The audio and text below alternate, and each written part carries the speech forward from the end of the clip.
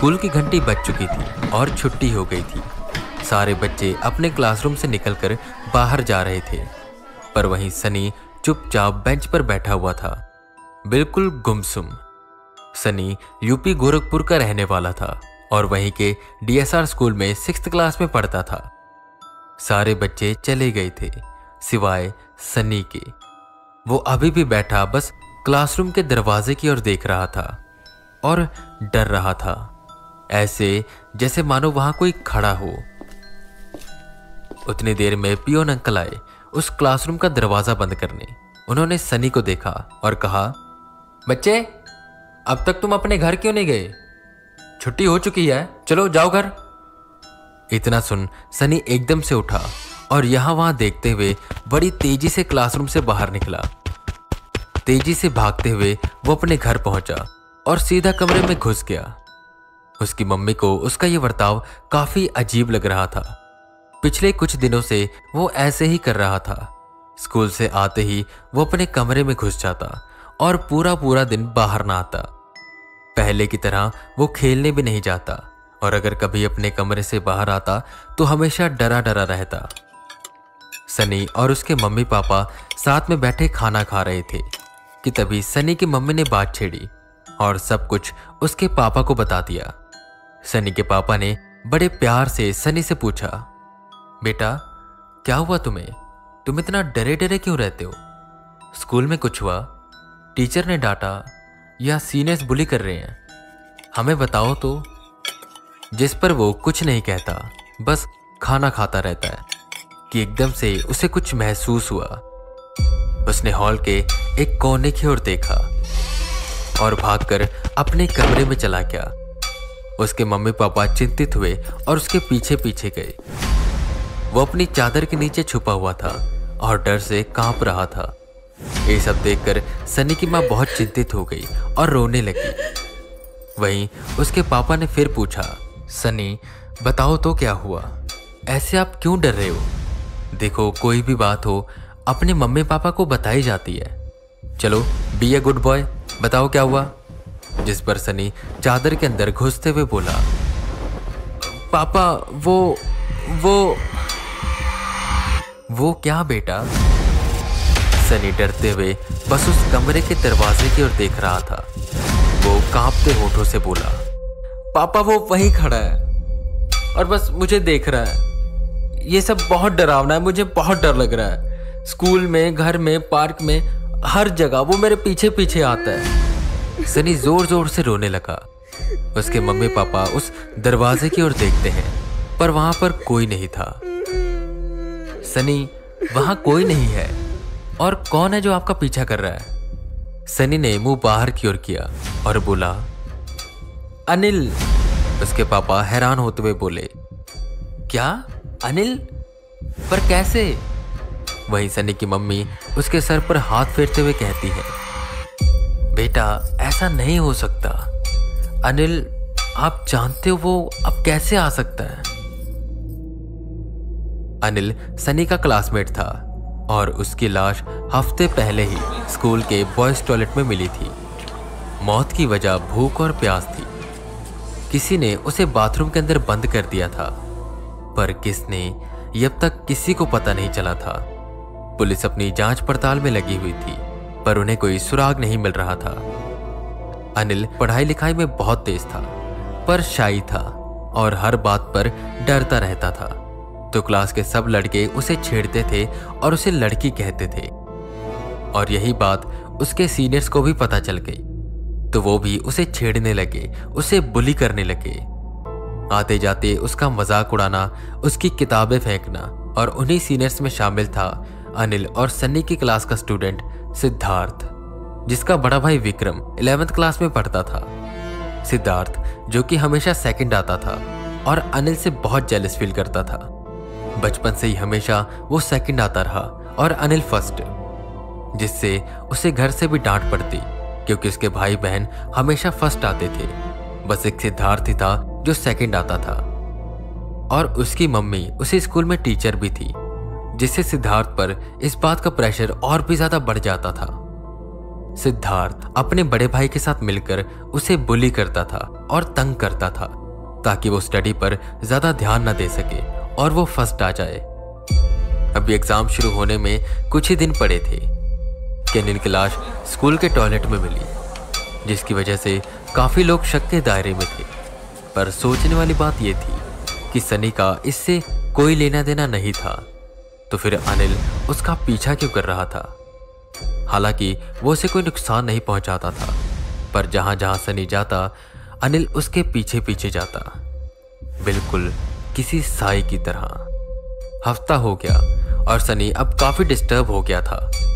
अपने घर में बैठे कभी कभी सनी एक दिशा की ओर देखता रहता और चिल्लाते हुए उस दिशा की ओर सामान फेंकता, चला जा यहाँ से, मुझे छोड़ दे अकेला, चला जा। और कभी क्लासरूम में किताबें फेंकता।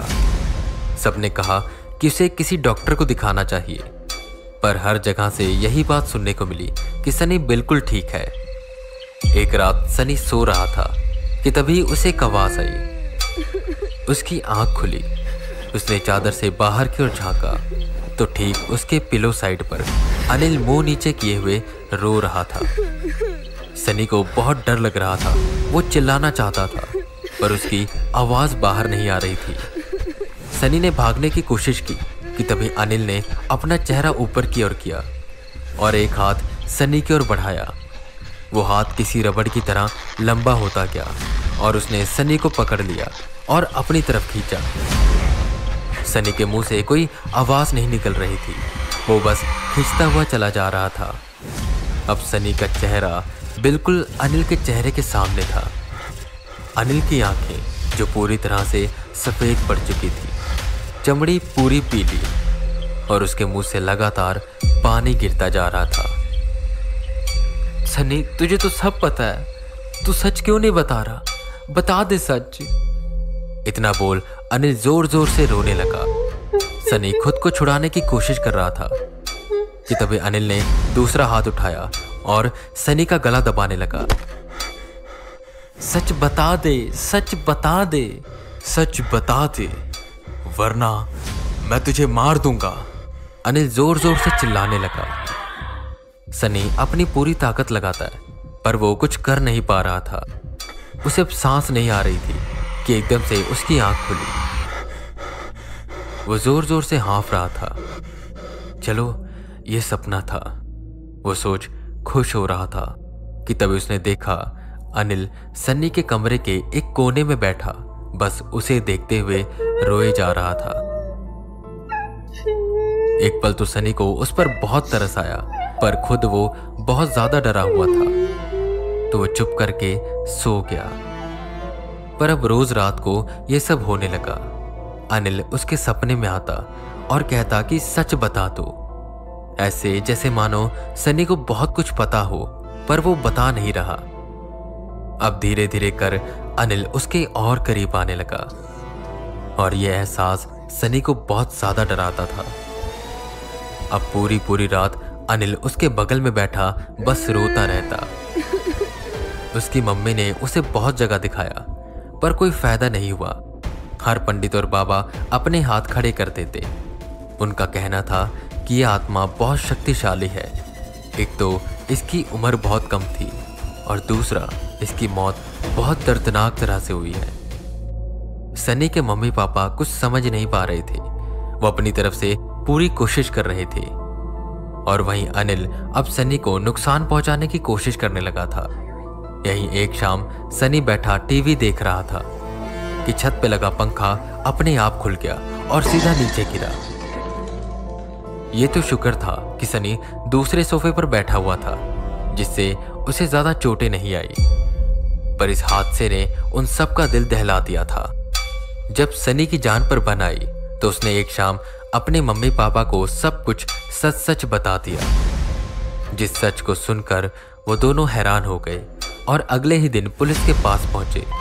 पुलिस सीधा स्कूल पहुंचती है जहां सिद्धार्थ की मम्मी निमिर्ता, जो कि उसी स्कूल में टीचर थी, उन्हें बुलाया गया और उन्हें अनिल के मर्डर केस में अरेस्ट किया गया क्योंकि उन्होंने ही अनिल को बाथरूम के अंदर बंद किया था। ये सुनकर सब हैरान थे कि वो आखिर ऐसा क्यों करेंगी। जिस पर वो अपना गुनाह कबूल करती हैं और कहती हैं, मैं मानती हूँ मैंने उसे बाथरूम में बंद किया, पर मेरा मकसद उसे मारना नहीं था। मेरा बेटा सिद्धार्थ दिन रात मेहनत करता था, पूरी पूरी रात पढ़ता था, बस फर्स्ट आने के लिए, पर हमेशा वो अनिल फर्स्ट आ जाता था। मैं मेरे बेटे की परेशानी को देख नहीं पा रही थी, तो मैंने ये प्लान बनाया कि मैं अनिल को स्टडी से थोड़ा दूर करूंगी, उसे कामों में बिजी रखूंगी ताकि वो स्टडी कर ना पाए और मेरा बेटा फर्स्ट आ जाए। और इसीलिए मैंने उसे एक दिन कुछ अलग असाइनमेंट का काम दे दिया और दूसरे दिन कोई और काम। ऐसे ही कर मैं उसे स्टडी से दूर करने लगी। एक दिन बच्चों की एक्स्ट्रा क्लासेस थी। अनिल मेरे पास आया कुछ नोट्स लेने। मैं नहीं चाहती थी कि वो उन एक्स्ट्रा क्लासेस को लगाए। मैं नोट्स निकाल ही रही थी कि उतनी देर में वो बाथरूम गया। मुझे लगा यही सही मौका है, मैं उसे बाथरूम में बंद कर देती हूँ। जब वो क्लासेस ओवर हो जाएंगी तब मैं दरवाज़ा खोल दूंगी और कहूँगी कि शायद पियोन ने गलती से बंद कर दिया होगा। और मैंने ठीक ऐसा ही किया। जैसे वो बाथरूम में गया मैंने बाहर से कुंडी लगा दी। पर उसके बाद ऑफिस के कामों में मैं इतनी बिजी हो गई, काम करते करते शाम हो गई और मुझे लेट हो गया, तो मैं अपने घर चली गई। उसके बाद 2 दिन की छुट्टी थी और पियोन भी छुट्टी पर था। स्कूल में कोई भी नहीं गया। जब तीसरे दिन स्कूल खुला और सुबह उसकी लाश मिली, तब मुझे एहसास हुआ कि मुझसे कितनी बड़ी भूल हो गई। मैं ये कैसे भूल गई कि मैंने उसे बाथरूम में बंद कर दिया था। मेरा मकसद उसे मारना नहीं था, बिल्कुल भी नहीं। वो जोर जोर से रोने लगी। वहीं सनी भी खड़ा था, जिसने ये सब होते हुए देख लिया था। हुआ यूं था, जब वो टॉयलेट के दरवाजे पर कुंडी लगा रही थी, तब सनी वहीं से गुजर रहा था और उसने उन्हें कुंडी लगाते हुए देख लिया था।